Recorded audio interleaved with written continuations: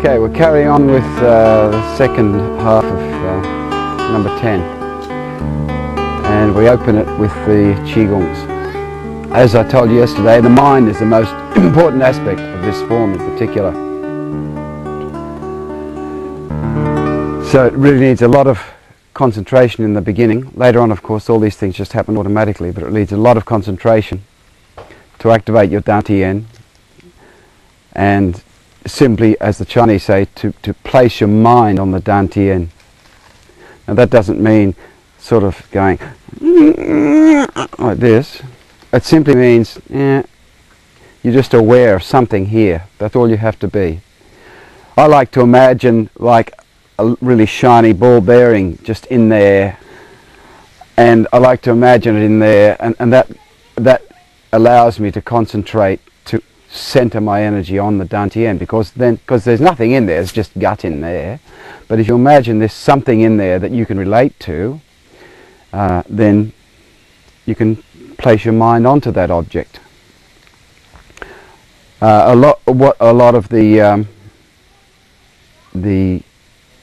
old masters used to also do, in particular in your Qigong, whatever you're doing in your Qigong, is they used to try and join this upper Dantian up with the lower Dantian, and they'd imagine some sort of like a straight edge, a ruler or something, actually joining physically up the two parts, because it's easy to get this activated because it's so close to our mind. That's fairly easy, and the way you know when you've activated your Dantian is because one Dantian can't be activated alone.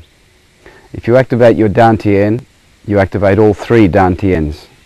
Although you may not necessarily actually feel anything here, all you'll feel down here is maybe a little bit of warmth, some heat in this area, size of about a 20-cent piece.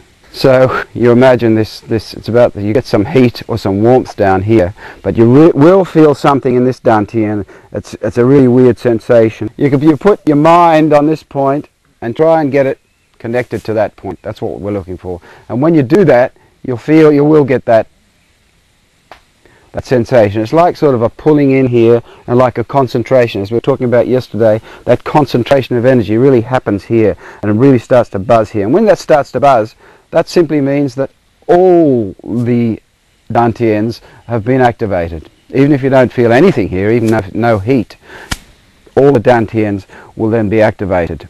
And that's what we're striving for, in particular in the Qigongs from this, which are quite lengthy, from this particular form. It's also important now, in the beginning only, I only say in the beginning, because even when you visualize physically something, like that I said before, or visualize something coming out of the Laogong points, for instance, to make the Laogong points go red, even that isn't, you're not fully there yet. That's some Qi activation, but whenever you've got conscious thought about Qi, you can't have full Qi activation. Qi is a subconscious thing. It's a little bit like a motor action, like your heartbeat or the blood flowing through your body. It just happens. And so Qi activation literally just happens because of what you're doing, the sort of work you're doing. But because we're human beings, we've been conditioned to firstly not even know about Qi, not even know it's there, and because of our tense ways of living, we've come away from the animal state. We've come to a sophisticated human state, which has its merits, but it also has its drawbacks in the animal area, or the Qi area. So later on, we only physically or mentally activate the Qi, or place the mind onto the Dantian, etc., until we get to a stage where the Qi is just activated automatically, and we can then extend our energy automatically without even thinking about it, simply because of what we're doing at the time. You might be healing someone, or you might be doing the martial arts, or doing self-defense against someone, and because of this training, in particular this kata or this form, your Qi will naturally assist you and whatever energy you have to put into that person will go into that person.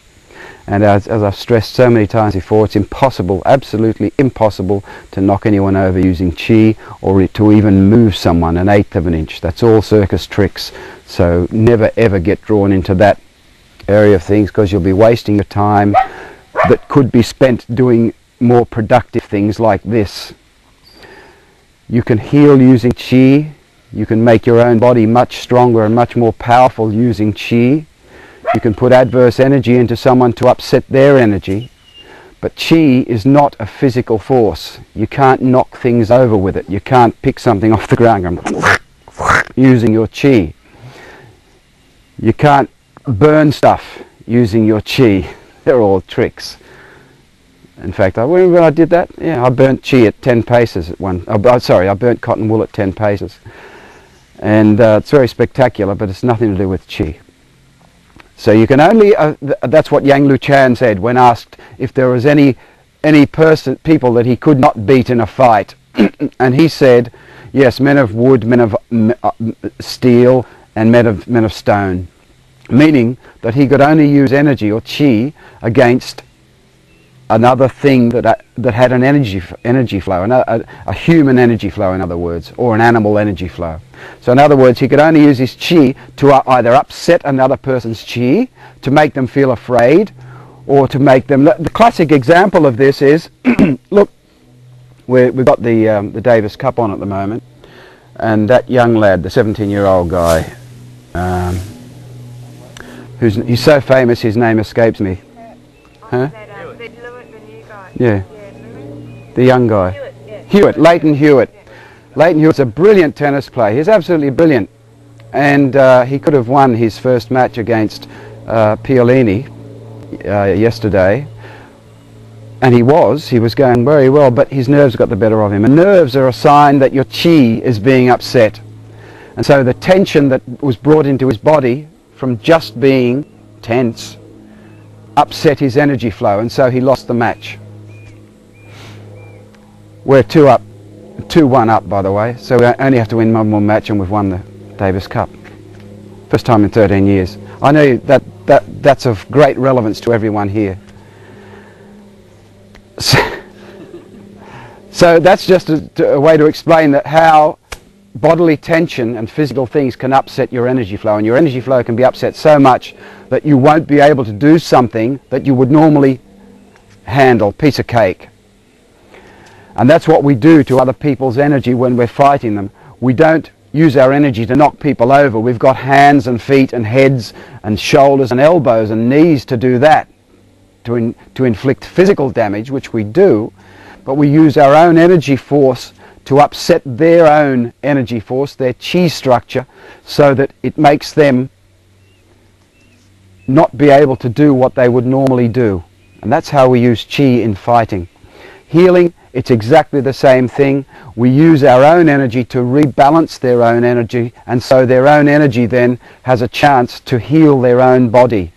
So we actually take the tension out of their body using our own energy, and then we can add a little bit more of the stuff to them in order to help their own body. If they've got a depletion of chi, of course, you need to help them out that way. So that's how it all works, but you can't knock physical objects over using chi.